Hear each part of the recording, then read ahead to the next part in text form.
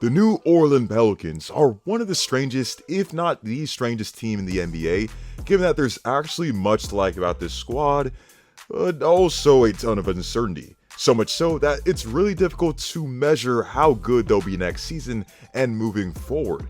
In this video, we're going to discuss what to love about this team, the not so good, the downright bad, and the confusion over which path this franchise should take. Starting with the good, Zion Williamson is still objectively one of the top 15 or so players in the NBA when healthy. In just 28 minutes a game, he was putting up 25 points, 7 rebounds and 5 assists, and set career highs in PER, blocks, and steals. And I know per 36 isn't a perfect metric, but given more minutes, he hypothetically would be putting up 31 points, 9 rebounds, 7 assists, 2 steals, and a block a game. That's pretty insane and shows just the All-NBA caliber play that Zion can have.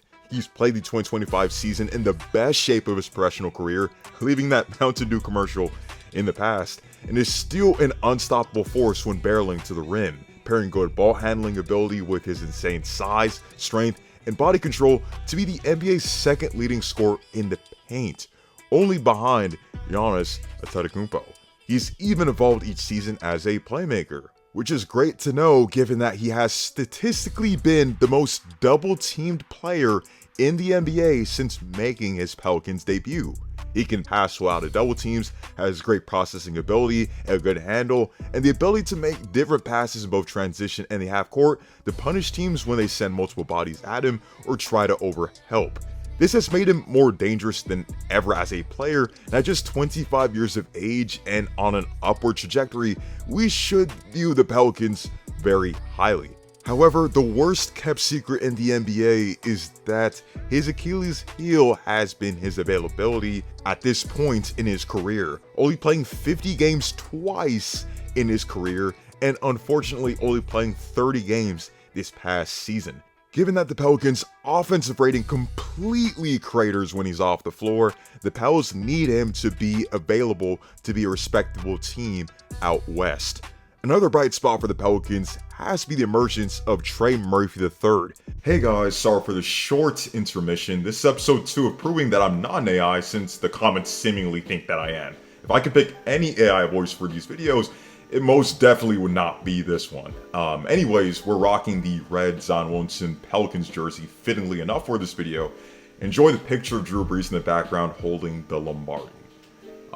Be sure to like and subscribe, and without further ado, let's get back to the video. Going into the 2025 season, the Pelicans gave Trey Murphy III a massive contract extension with the hope of him being a Brandon Ingram replacement. However, he's blown all expectations out of the water.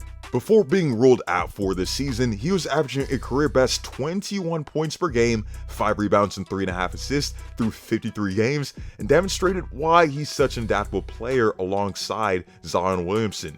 At 6'8", he's a high-volume three-point shooter at over 8 attempts a game, and shot 36% from 3, shot 40% on catch-and-shoot threes on 5 attempts a game, and is actually a 38% career three-point shooter. Mind you, this is not some stationary spot-up shooter, because in terms of shot range and shot volume, he's one of the best in the league. With a high arcing shot and the confidence to pull up from anywhere when bringing the ball up the floor, off the dribble, or when the ball is kicked out to him, Murphy launches absolute rainbows that demand respect from defenses, which is perfect playing alongside an interior force like Zion. The thing is, he's way more athletic than people actually give him credit for. We've seen him finish 360 lobs, he can take off from pretty far in the paint and detonate at the rim, and his improved self-creation ability has taken his game to a whole nother level. He's now comfortable creating his own shot and being able to create separation to hit threes off the dribble. He can break down and get by his man due to his improved handle with the capability of attacking the rim and finishing through contact, and when he's on, he can hit 5, 6, or even 7 threes in a game and go off for 40 points. The rest of what I like about this team is the depth pieces that they have, but this is where we get into the uncertainties. Herb Jones has been great for the Pelicans since coming out of Alabama, being one of the best defenders since stepping foot in the NBA, being an excellent screen navigator, an excellent help defender, and being excellent at recovering and getting contested on shots. However, what concerns me about him is his outside shot. I was pretty much encouraged by the jump he took in 2024, shooting 41% from 3 on 3.6 attempts a game, but he fell to a career worst 31% on 3.6 attempts a game in 2025.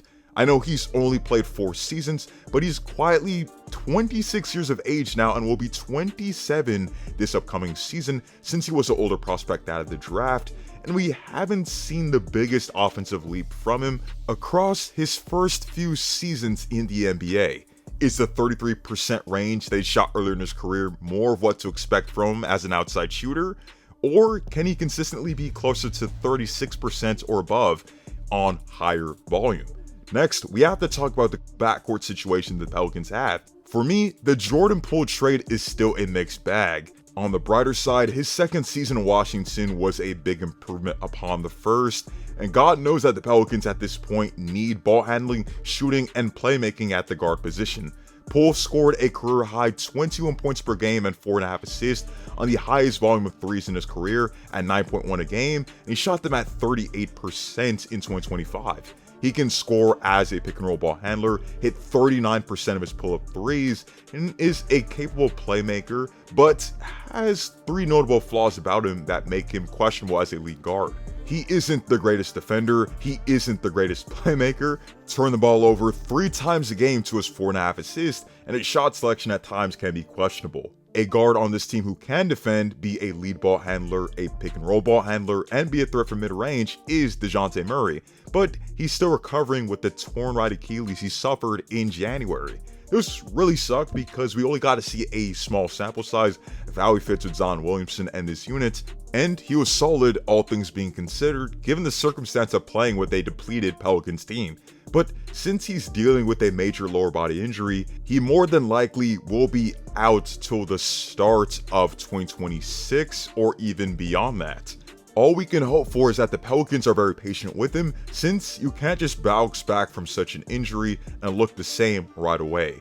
This might mean that rookie Jeremiah Fears might get more burn. He's a guard out of Oklahoma who measured in at 6'2.5" without shoes at the draft combine, measured with a 6.5 wingspan, is only 18 years of age, and will only barely be 19 by the start of the season. He's quick, has a nice and tight handle, is a crafty finisher around the rim, has nice XL and decel ability, and overall has a natural feel for the game. He's demonstrated the ability to blow by defenders, gain separation, and create his own shot, and has good vision on the floor. The problem for Fears is that while he does have the potential to be a 3-level scorer, the outside shot isn't figured out yet, and he has to cut down on his turnovers. He shot just 28% from 3 at Oklahoma, and that is far from ideal from a lead ball handler to shoot poorly from 3. As for the front court, the Pels have solid contributors in Yves Missy, who is one of the bright spots of their 2025 season, and the addition of Kevon Looney for the Golden State Warriors is a solid pickup. Moreover, much of the attention has to go to rookie Derik Queen, since the Pelicans really believe in him to be a star in the league. Why do I say that? Well, they traded an unprotected first-round pick to select him. Queen measured in at 6'9" barefoot at the NBA Draft Combine with a 7-foot wingspan, and is a gifted interior scorer who's good at sealing off defenders in the post, has good footwork, can put the ball on the floor at the perimeter and drive inside, has shown the potential to be impactful defensively on the interior and even on the perimeter, and runs the floor pretty well. However, what you might be asking is how Queen and Zion fit together. Queen isn't much of a floor spacer at this time, shooting just 20% from 3 on just 1 attempt a game this past season at Maryland. The 77% he shot at the free throw line is promising for his prospects as a shooter, potentially at the next level, but at this point, he's a big that's not going to provide much floor spacing, hasn't shown that he can be a true game changer as a rim protector, and even showed some conditioning issues at Summer League. Is this a future Zion replacement if they want to move on from the All-Star in the future, or is this a player to complement Zion? With him set to miss the next few months, how well will he bounce back to start his rookie season? All things being considered, the Pelicans are the most confusing team in the NBA to me, given the questions that I have about this team and the long-term outlook. But guys, let me know what you guys think about the Pelicans. What are your expectations for this upcoming season for them?